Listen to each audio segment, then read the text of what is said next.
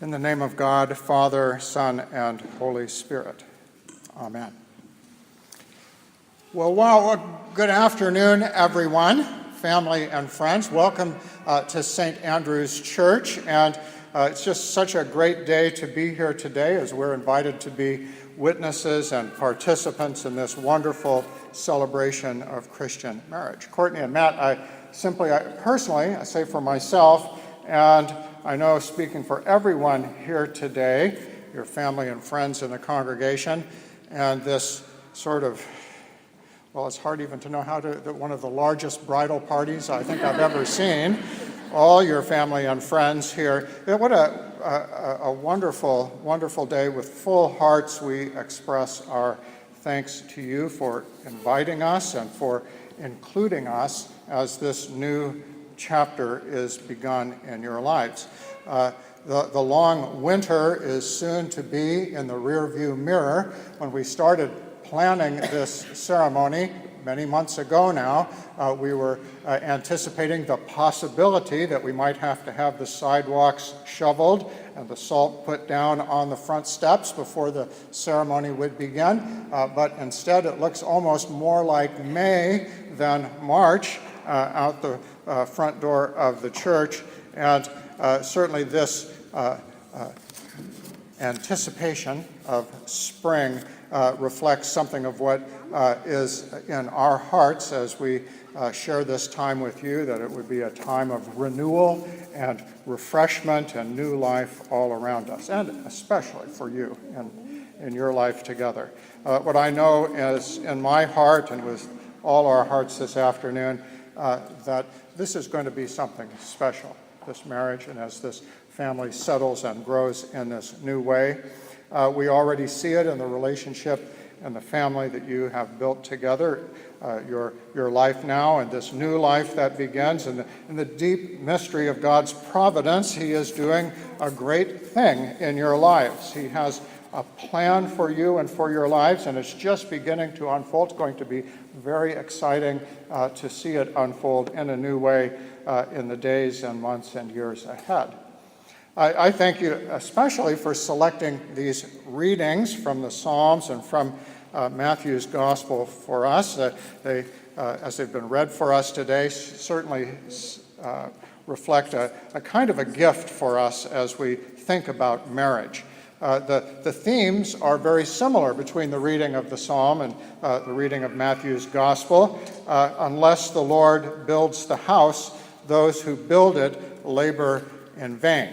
That's from Psalm 127. And then the parable of the two builders, the one who builds his house on a secure foundation, solid rock, and the one who builds on sand. That parable, an image for life, for marriage, for family, for faith, for all that we have and all that we are. The point of the parable is, at least in part, that things can look really good on a sunny day, when there's no wind, when the storm is far away. But when those storms come, you find out how well the house has been built. The point of the psalm is that there are a lot of folks out there on Craigslist who say that they can build a house for you, but you want to avoid the crooks and the untalented and the inexperienced with all the problems they can cause, and be sure to put your trust in a master builder, someone who has a proven record of construction. So building that way with the right builder and in the right location on solid ground with a sure foundation, that's the way that a home is built that will last not just for a sunny day, but for years and for generations. And that's the way that a life is built, and that's what we center on today. And that's what we hear today in everything that you say and everything that you promise each other, and it is our prayer for you as well. In the church, we say that marriage is a sacrament, and because in marriage, you two become sacraments. You become outward signs of God's grace and God's love. Your marriage and your life together are the house that is built to be built on a solid foundation because you have placed that marriage in God's hands.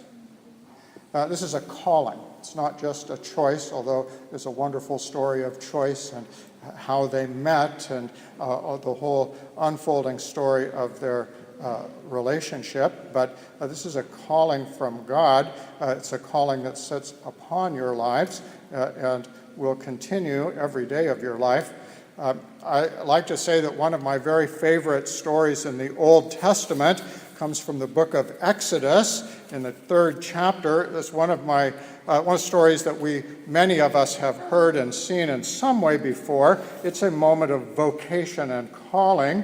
The story is that Moses, the great hero of the Old Testament, is tending his sheep, his father-in-law's sheep, actually out in the wilderness. And one day he sees something in the distance that looks very strange, and he moves closer to it, and finally he sees a great big tree or a bush, something like that, but it's engulfed in flame, fully on fire, burning and burning. And no matter how long he watches and how long they wait, it continues to burn. It doesn't burn out.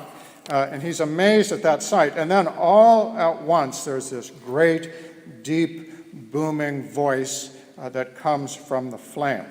If you're familiar with, I guess, the Star Wars movies, I always like to think that this is the voice of James Earl Jones.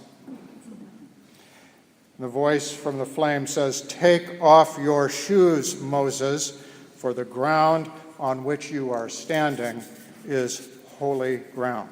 Take off your shoes, for the ground on which you are standing is holy ground. This is the moment when God tells Moses his plan for Moses' life. How from that day, from the day of his birth, he had been shaped and prepared for a mission to lead God's people out of slavery in Egypt and through the Red Sea and across the wilderness to the Promised Land. God speaks into this world and into our lives, and what was an ordinary place out in the wilderness is now made sacred, holy by that holy word. So, Matt and Courtney, we should all be taking off our shoes right now. What? Not really. Bridesmaids got a little nervous. So just in our imaginations, we take off our shoes for a moment. Because in the vows and the promises that you're about to make, in God's sight and in the presence of these friends and family, the ground under your feet is consecrated and made holy. Not just the ground under your feet here in the church, but wherever you go from this time forward, for better, for worse, for richer, for poorer. The ground under your feet will be holy. And in God's sight and in the presence of these friends and family members, we believe that God's word is being spoken to you now. His calling is coming upon you now, and we can imagine that burning bush, God's plan for your lives beginning to be revealed in a new way. So his holy presence is with you, surrounding you. It's above you and beneath you with richness and blessing and purpose. It is to be a house built with a sure foundation, built by a master builder. So the prayers and blessings of this day don't just happen today, in the moment of your wedding, but they go out with you into your marriage and your life together from this day forward. And we'll be around you and under you and with you all the days of your life. He has great plans for you together as one new person, for you individually. You are now one flesh, husband and wife, a new family, and that's a great and wonderful thing for us to celebrate. I don't know quite what the story's going to be in the days and months and years to come. None of us do, but he is beginning to reveal them to us this afternoon. And it is a privilege. It is a privilege for us to be here. So now as Matt and Courtney come to the altar to exchange the vows that will make them husband and wife, to receive our prayers and to hear our prayers and to receive an assurance of God's blessing